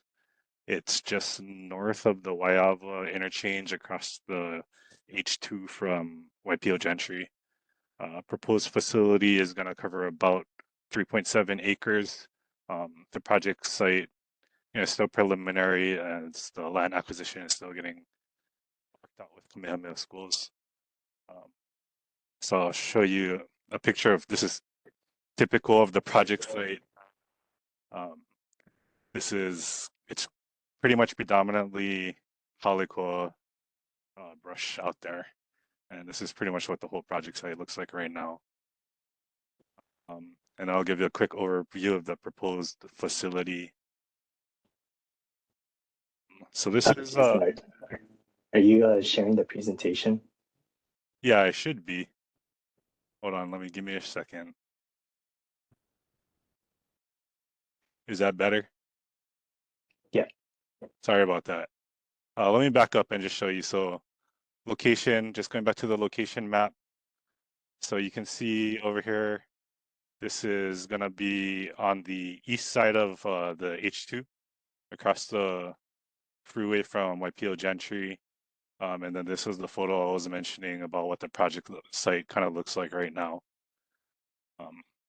And then, sorry, moving on. So I'll give you a quick overview of the proposed facility. So this is the preliminary site plan showing the reservoir facility layout. The facility is going to consist of 3 concrete reservoirs with a total storage capacity of 8.5 million gallons. So you can orient yourself, the left side of this figure is the H2 freeway. And then, so the lines above the reservoirs themselves kind of show the area that needs to be graded to accommodate the facility. It's going to be cut into the hillside. Just to give you an idea, there's this photo showing a rendering of the proposed reservoirs.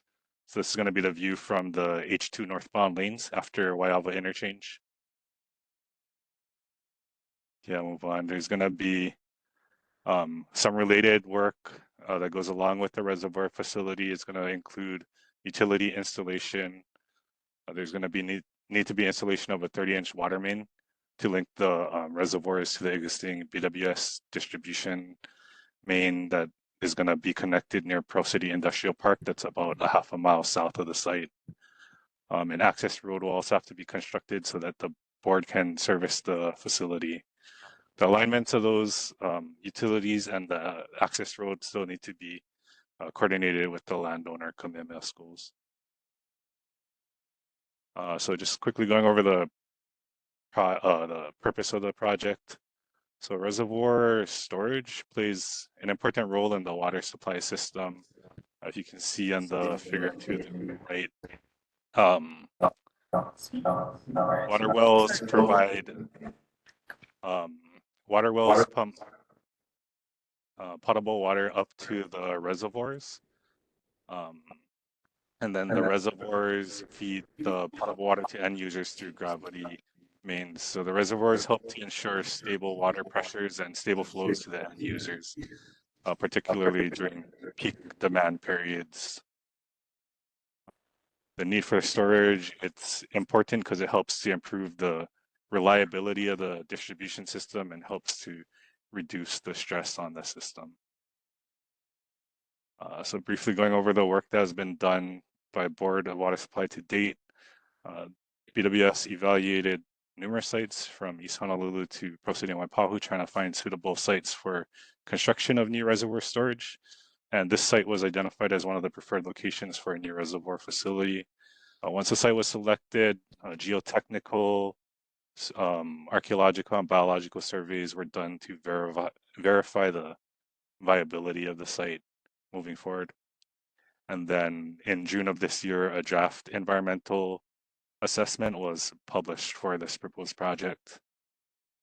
And then moving forward, next steps, we anticipate that the final EA for this project is going to be published in September. And then a public infrastructure map vision application is going to be submitted to the city for this project.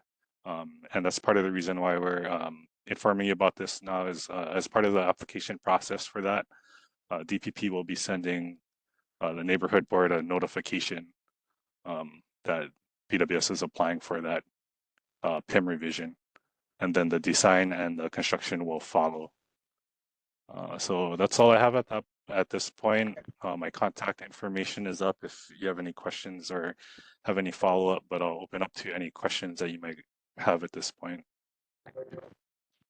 Thank you. Any questions, board members?